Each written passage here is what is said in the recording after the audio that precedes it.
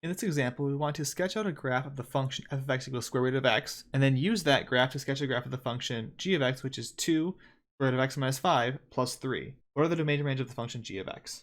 So we know that the square root function starts at 0 and is going to curve upward, getting flatter as it goes out. Something like that. Now, what should the graph of g of x look like? Well, we think of this as 3 different pieces. We have the horizontal shift by a factor of 5, then the scaling by a factor of 2, and then the vertical shift by 3. We want to do those in that order to get this graph. And this can be realized by the fact that this function g of x is 2 times f of x minus 5 plus 3 for the function f that we had before as the square root of x.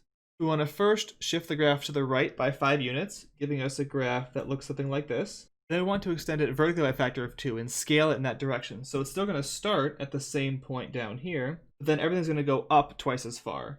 Now that would be the graph for just 2 root x minus 5. And then we shift up by 3, which will be up there based on how this function works.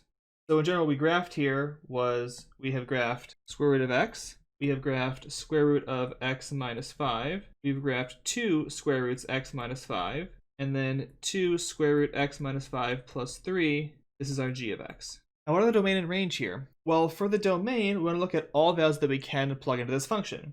Well, based on this graph, the domain stops right here, which based on how our shift work is at x equals 5.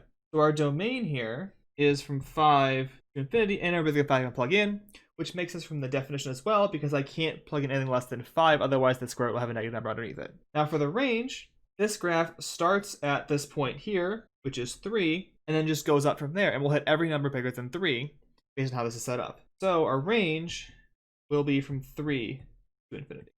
You could also see this by knowing the domain and range of the square root function, and then manipulate them using the conditions there to shift the domain to the right, and then double the range and shift the range as well.